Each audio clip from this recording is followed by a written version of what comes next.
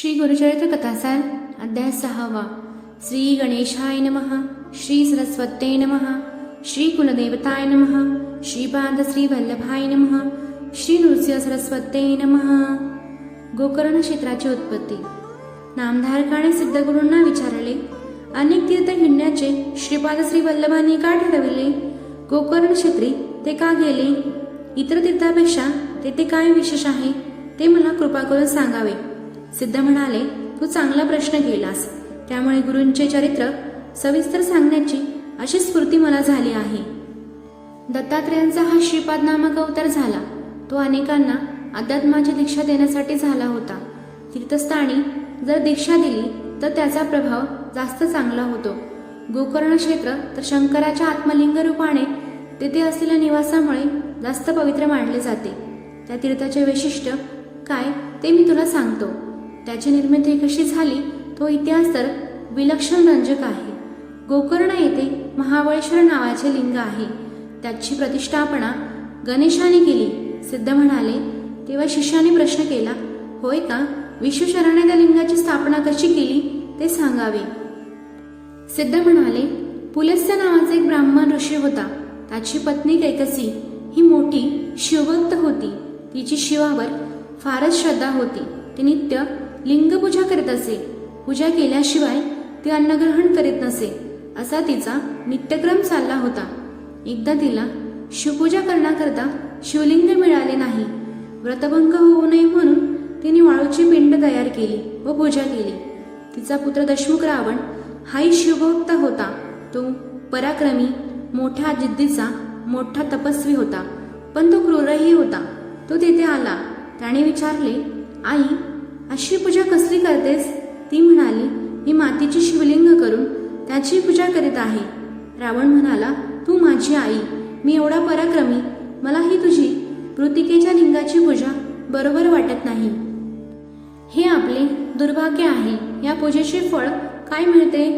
आई म्हणाली, याने कैलासपद मिळते। रावण म्हणाला, मग मी तुला कैलास पर्वतच येथे आणून देतो। असे म्हणून आईजवळ प्रतिज्ञा करून तो कैलासाला मनवेगाने गेला। शुभ्र अशा त्या रम्य पर्वताला तो 20 हातांनी गदगद हलवू लागला। 10 मस्तकांचा टेकू लावून त्याने ते शिखर उचलण्याचा प्रयत्न केला।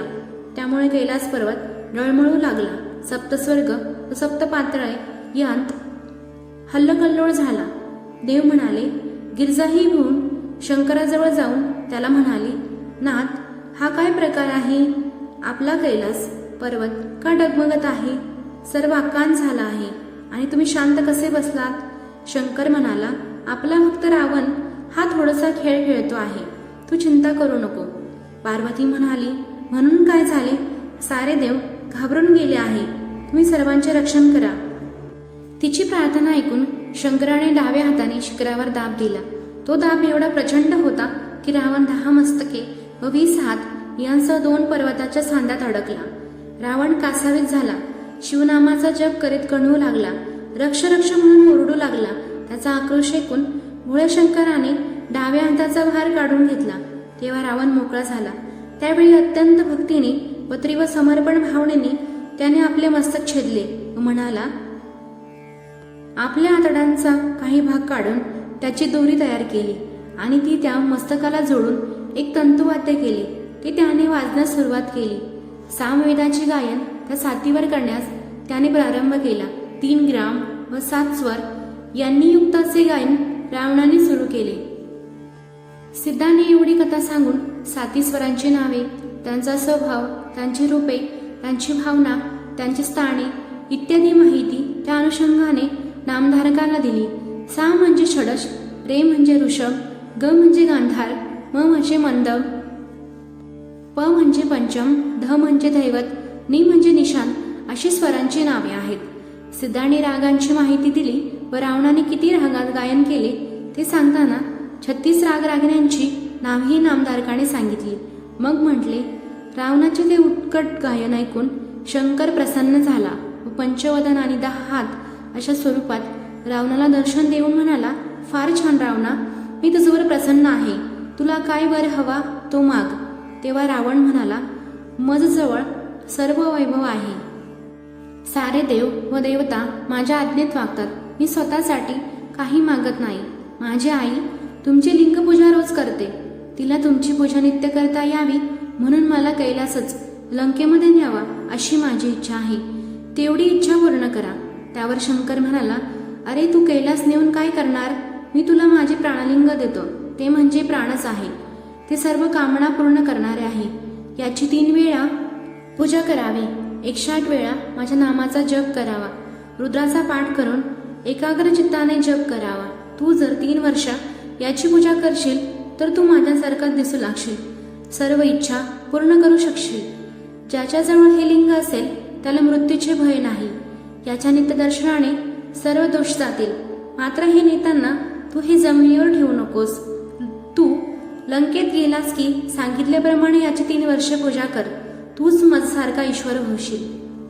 शंकराने रावणाला असा वर देऊन त्याला प्राणलिंग दिले. ते घेऊन रावण त्वरेने लंकेकडे निघाला. लिंग फारच जड होते. जपून न्यायला हवे.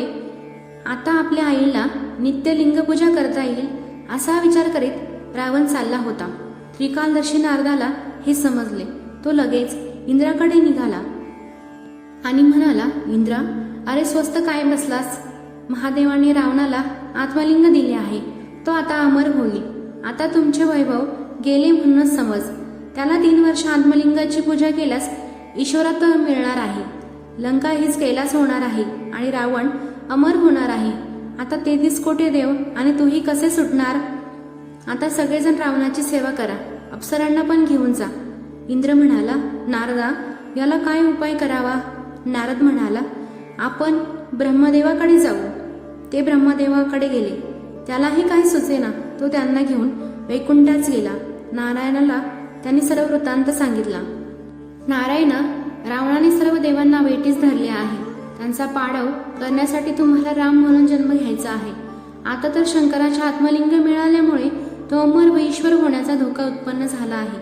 सर्व वृत्त कळताच विष्णू तसाच कैलासे जाऊन शंकराला भेटला व त्याने शंकराला विचारले, महादेवा, त्या क्रूर दैत्याला रावणाला भलताच वर दिला, पण त्रैलोक्याला आता फार मोठे भय उत्पन्न झाले आहे. असे कसे झाले? शंकर म्हणाला, हरे, रावणाने मस्तकाचा भोपळा करून आतड्यांच्या तारा जोडून त्याची वीणा केली आणि अनेक रागांमध्ये सामवेद गायन केले. त्याची विलक्षण भक्ती पाहून मी संतुष्ट झालो आहे व त्याच्या आईला नित्यपूजेसाठी प्राणलिंग दिले आहे. माझा स्वभावच असा आहे. त्याने पार्वती मागितली असती तरी मी दिली असती. विष्णू म्हणाला, त्याला आपण लिंग देऊन किती वेळ झाला? तो लंकेत गेला असेलही. शंकर म्हणाला, 5 घटक्या झाल्या असतील.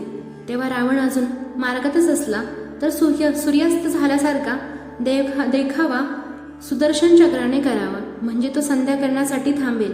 असा विचार करून विष्णूने सुदर्शन चक्र सूर्याला झाकून टाकण्यासाठी पाठवले. नारदाला म्हटले, नारदा, संध्या करण्याचा नियम रावण कधीही मोडत नाही. त्याला हर प्रयत्न करून वाटेत विलंब होईल असे करा. नारद लगेच निघून गेला. विष्णूला असे सुचले की गणेशाला सांगून यावर युक्ती करावी. त्याने गणेशाला भेटून म्हटले, गणेशा, सर्वजण देवांचा अग्रणी म्हणून तुला मान देतात, पण रावण तुला मुळीच मानत नाही. तुला त्याची काहीच कसे वाटत नाही? तुला नकळत त्याचे अमृत्व प्रदान करणारे प्राणलिंग शंकराकडून मिळवले आहे. आता त्याला लंकेत जाण्यापूर्वी अडव. तो ते लिंग भूमीवर ठेवेल तर ते तेथेच राहील व पुढचा मोठा धोका टळेल. तू बटब्राह्मणाचे रूप घ्यावे. शिष्यरूप केवलवाने बोलावे. सायं संध्या करायची वेळ झाली की लिंग हातात धरून संध्या करता येणार नाही म्हणून रावण लिंग कोणाजवळ तरी ठेवायला देईल. तू जवळच असल्याने तो तुलाच देईल. तू सबब साकून पटकन ते भूमीवर ठेव. गणेशाने ते मान्य केले. बालभटूचे रूप घेतले. खाऊ म्हणून विष्णूकडून खोबरे, सुकामेवा वगैरे व तो निघाला. नारद पुढे गेलाच होता. त्याने रावणाला गाठून त्याचे कौतुक केले होते. त्याचे मोठे भाग्य म्हणून प्रशंसा केली होती. ते लिंग मला दाखव तरी असे म्हटले. नारदाला रावणाने ते लिंग दुरूनच दाखवले. नारदाने त्या लिंगाच्या उत्पत्तीची पुरातन कथा रावणास सांगितली. एका मोठ्या पशुला 3 शिंगे होती. ब्रह्मा, विष्णू व शंकर यांनी त्या पशुची मृगया केली आणि त्याची 3 शिंगे काढली. त्या शिंगात प्राणलिंग होती त्यातलेच ते लिंग आहे. याची जो 3 वर्ष पूजा करील तो अमर व ईश्वर होईल असा याचा महिमा आहे. आणखी असे आहे की हे लिंग जेथे असेल तेथेच कैलास आहे. मला आता लंकेत जायचे आहे असे म्हणून रावण फार वेळ न थांबता पुढे निघाला. नारद तेवढ्यात त्याला म्हणाला, ब्राह्मणाने संध्येची वेळ शक्यतो चुकवू नये, तुला उशीर होईल असे म्हणून नारद परत फिरला व नारायणा नारायणा नामगजर करीत कैलासाकडे गेला. इकडे सुदर्शनाने सूर्याला जवळजवळ आवरण घातले होते. संध्याकाळ झाली. संध्यावचन केली पाहिजे अशा विचाराने रावण पुढे चालला. तोच बटू ब्राह्मण समिधा गोळा करीत आहे असे त्याला दिसले. तो ब्रह्मचारी चांगला विश्वासार्ह दिसतो. आपण संध्या होईपर्यंत त्याला हे प्राणलिंग सांभाळायला देऊ असा विचार करून रावण त्या बटूजवळ जाऊन त्याला काही विचारणार तोच तो मुलगा भिवून पडू लागला. तेव्हा रावणाने त्याला अभय देऊन थांबवले व प्रेमाने विचारले, बटो, अरे भिवू नकोस, तू कोणाचा? तुझे वडील कोण? तुझे कुळ कोणते? काहीतरी सांगशील की नाही? त्यावर तो चतुर बटू तिखटपणे म्हणाला, का हो, आमच्या वडिलांच्या बद्दल का चौकशी करता? त्याने तुमच्याकडून काही कर्ज वगैरे घेतले होते की काय? रावणाला मोठी गंमत वाटली. त्याने पुन्हा त्याला प्रेमाने विचारले तेव्हा तो साक्षात शंकर आपला पिता आहे असे न सांगता त्याच्या बटूरूपी गणपतीने म्हटले, माझा पिता भस्माधारी रुद्राक्षधारी तपस्वी आहे. त्याचे नाव शंकर असे आहे. तो भिक्षुक आहे.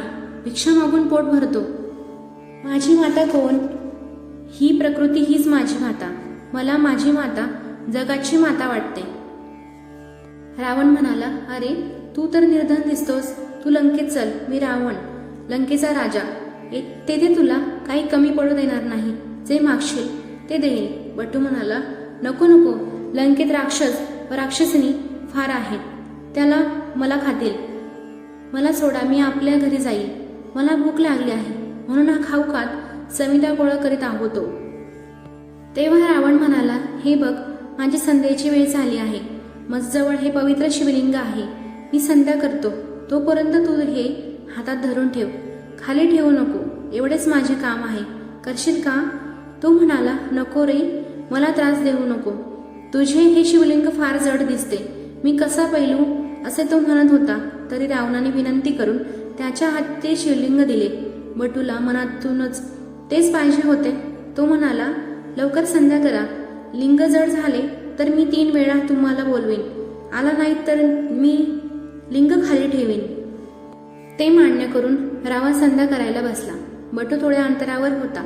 जरा वेळ झाला तेव्हा बटूने हाक मारली, रावणा, लवकर ये, माझे हात दुखायला लागले. रावणाने हाताने थांब अशी खून केली. पुन्हा जरा वेळाने व आणखी काही वेळाने बालकाने हाक मारली. तरी रावण अर्धवट संध्या टाकून उठू शकला नाही. इकडे बटूने सर्व दिशा, दिक्पाल, देवदेवता यांना साक्षी ठेवून ते दिव्यलिंग जमिनीवर ठेवले. विष्णूचे स्मरण करून गणेशाने ते लिंग भूमीवर ठेवताच भूमीत घट्ट बसवले. रावण उठला व धावत धावत आला. पाहतो तो लिंग भूमीवर आणि अर्धभूमीत घुसलेले. रावणाने रागाने बटूला मार दिला. तो रडू लागला.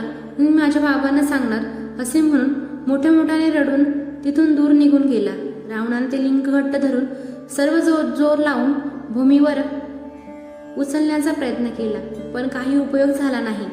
सारी पृथ्वी थरारली, पण गायीच्या कानासारखा त्या लिंगाला पिळा पडला एवढाच. ते लिंग पृथ्वीबरोबर काढता आले नाही. रावणाने खूप प्रयत्न केला, पण तो महाबली शिव तसाच लिंगरूपाने दृढ राहिला. म्हणून त्या लिंगाला गोकर्ण महाबळेश्वर असे नाव प्राप्त झाले. गणेशानेच ते भूमीवर ठेवले म्हणून त्याला गणेश स्थापित लिंग म्हणतात. सिद्ध म्हणाले, या लिंगाचा आणखी महिमा स्कंद पुराणात वर्णलेला आहे. याच गोकर्ण क्षेत्राला श्रीपाद श्री वल्लभ गेले असे मी तुला सांगितले. सिद्धाने सांगितलेली अद्भुत कथा ऐकून नामधारकाला फार धन्यता वाटली. त्याने सिद्धाच्या चरणी साष्टांग नमस्कार घातला. अध्याय 6 समाप्त. फलश्रुती, हा अध्याय नित्य श्रवण व पठन केल्याने कठीण प्रसंगातून संरक्षण होते. श्री गुरुदत्तार्पणमस्तु.